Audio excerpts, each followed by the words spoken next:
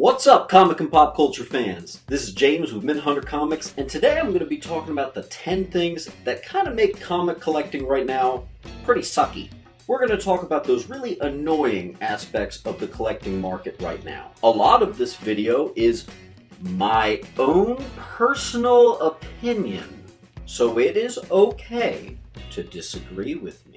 Also, as a disclaimer, I love collecting and I'm not stopping anytime soon, but it doesn't mean that these 10 things aren't super annoying. Roll the intro.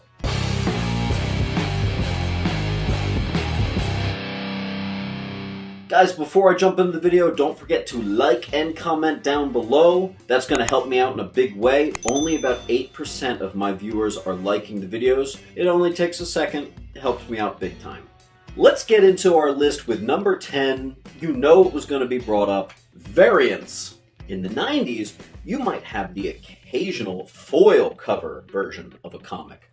But right now, every single comic that comes out right now has at least one variant. If it's a first issue or some sort of anniversary issue, there ends up being like 10 different variants of one cover. Then you get all these retailer incentive variants, you get all these double store purchases, the one per store purchase, you get the sketch variant of a variant, you get the 1 out of 10 variant, you get the 1 out of 25 variant, you get the 1 out of 100 or sometimes 1 out of 500 variant. It's all a bit much.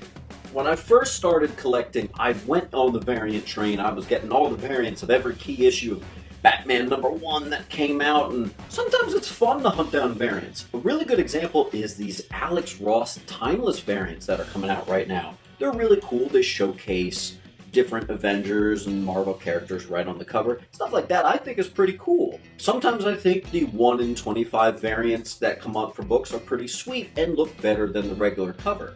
So from one perspective, it's nice to have options, but the other perspective is the completionists go crazy, way overblowing their budget, trying to get all these variants. It can be very addicting, and the worst part about it is I wouldn't have such a problem with it if it wasn't such an obvious money grab. One other thing about too many variants is it takes away from the specialness of a variant. It used to be that if you got a variant, that was so cool. Oh, did you get the variant? But now it's not special anymore. If every single book has like 10 different variants of it, I don't know. Maybe that's just me. Number 9, prices going up every single book is apparently hot and on the rise. Books in a CGC 9.8 that used to go for $100 seem to be all for $300 now. $1,000 9.8s just last year seem to be around $2,000 now. Who can afford these price rises? Now, market dictates when price goes up, supply and demand. If the demand is there, these prices will go up. A lot of it's speculation based on movies and shows coming out, things like that. But when you have every single book going up in value, A, that's a little sketchy and kind of a sign of a bubble, and B, it makes collecting pretty near impossible. Great example, I've always wanted a Batman Adventures 12, I've never had a 9.8. 3 years ago, you could get it for $1,500, which was very expensive, but I always said one day I'm going to save up. Now, $3,000 book, you can't get it for less. Good night. I don't know. Is collecting still fun when the bar keeps getting raised on what everything costs? Pretty soon collecting is going to be near impossible. And I'm not saying things can't go up in value. Some things, if the demand is there, it goes up. I'm saying I think some of this is too artificially going up. And just because one book goes up doesn't mean every single book needs to go up with it. Number 8, overly opinionated people. For whatever reason, everyone's got an idea of how you should be collecting, which is very strange to me. If you want to collect raw comics, that's awesome. If you want to read them, that's awesome. If you want them just for the covers, that's awesome. If you want to submit them to PGX, CBCS, or CGC, that's awesome. Why can't we all get along? Why does it have to be that if you submit to CGC, what'd that one idiot say? Something about I was being irresponsible as a collector. I don't remember. He was saying for the brand new books that I submit in that he was just bashing me for not reading them. How do you know that I didn't read these? Granted, some of them I didn't read, but you, man, I read the digital versions. So I want to preserve my books and keep them encapsulated. What's the problem here? Also, If I've got a mega key, no, I don't want to read that. I'll go online, I'll go to YouTube, I'll find a digital version. You want to know why? Because that book is super rare and special to me, and I don't want to ruin it. It's okay. Everything will be fine. My advice, guys, collect what you want and how you want. Don't worry about what other people have to say. Number 7, FOMO, the fear of missing out. And this kind of ties into number 10 with all the variants. You are worried about everything. There are so many comics coming out right now. Books are so hot, and you want to be able to have them all. I used to collect just Batman and detective comics. I have now evolved into, I think I'm collecting like 25 titles on the regular, and some people flat out just pre-order from their local comic book shop everything. Unless you've got $10,000 allocated per month to your hobby, chances are you're going to go way past your budget real fast. But it can be hard to only collect what books you want to get, because some books just take off and you can't get them and it's too late. I think a great example of this is that new Amazing Spider-Man 55, and I finally did get my copy of it. I had to pay a really high premium. Number 6, too many titles. There's got to be, I don't know, 200 different ongoing titles right now combined between just DC and Marvel. Throw Image in there, throw some of these indie books in there. I don't know, 400 different titles. It can be intimidating to decide, what do I want? Even if you just like Batman, well, even right now, there's Batman The Adventures Continue. There's going to be Batman Legends of the Dark Knight again. Dark Detective or something like that, Detective Comics. You've got Batman, obviously. And I think there's a couple other new Batman runs in the work. Next Son. Are you going to read them all? Like, you can, and you might have a lot of fun reading them, but my God, again with the financials here. Ouch! Speaking of financials, this is going to bring us to number 5. The price of $3.99 as a bare minimum for comics. Now, in the 70s, when comics were 20 cents, I did an inflation calculator to see what that would cost right now, and it was essentially just over $1. So now every single comic book is $4 plus tax? Well, that doesn't align at all. There's heavy inflation going on right now with comics, has been for years, and the simple fact of the matter is there are more titles, there are more comics and variants than ever, and they're all at base level of $4 a pop. Not to mention, a lot of the new special events and things are getting up to $6.99, $7.99. I just paid for some future state Batman book and it was $8.99. Off the press, $8.99? What is going on? The funny thing about this one is that's never going down. Everyone is still buying comics.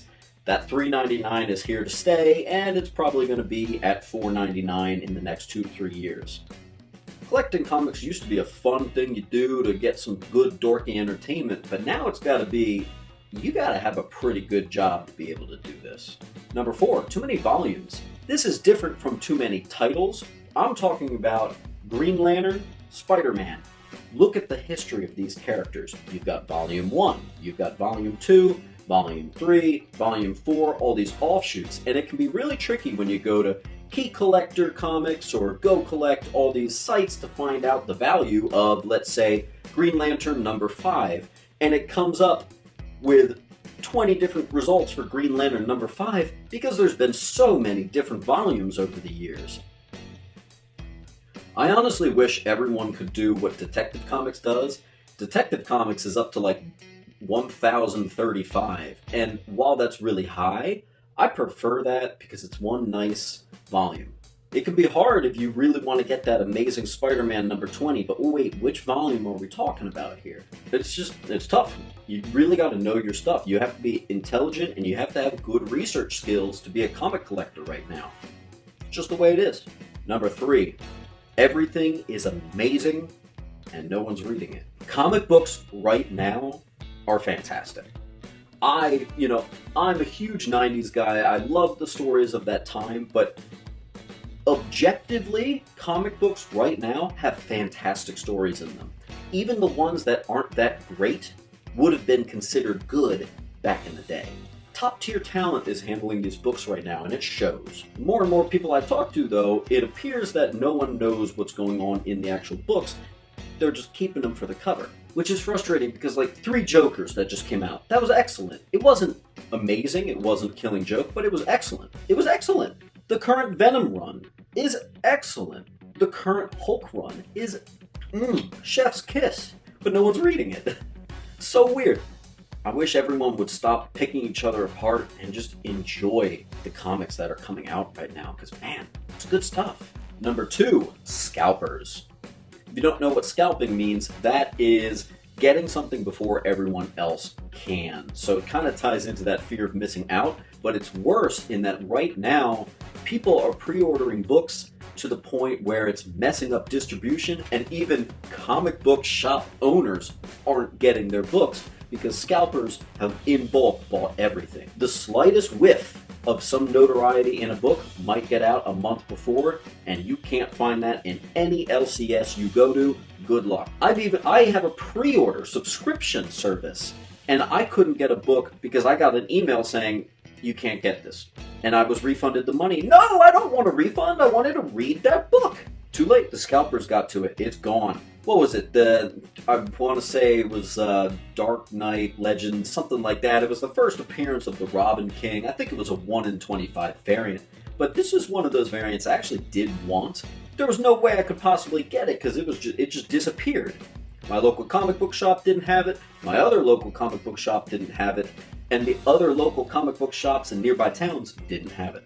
And the number 1 most irritating thing about collecting comics right now is the fact that Captain Carrot hasn't had his own solo title in years. This is just DC being irresponsible. This is your best character. Captain Carrot is a statement in DC comic books and has such a rich backstory and interesting development. Why then do we not have a Captain Carrot title? Why don't we minimize one of the many ongoing Superman titles and replace it with Captain Carrot? I think it's absolutely inappropriate that DC's greatest character be pushed to the side like this. If you guys have watched this far, I want you to put down in the comments, #where's my carrot?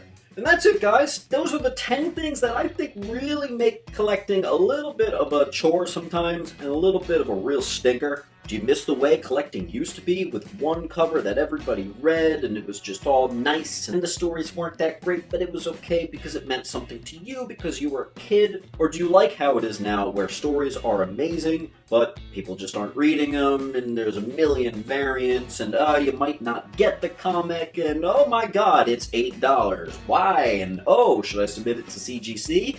Maybe. I don't know. Oh wait, well this person's yelling at me that I'm a monster because I submitted to CGC?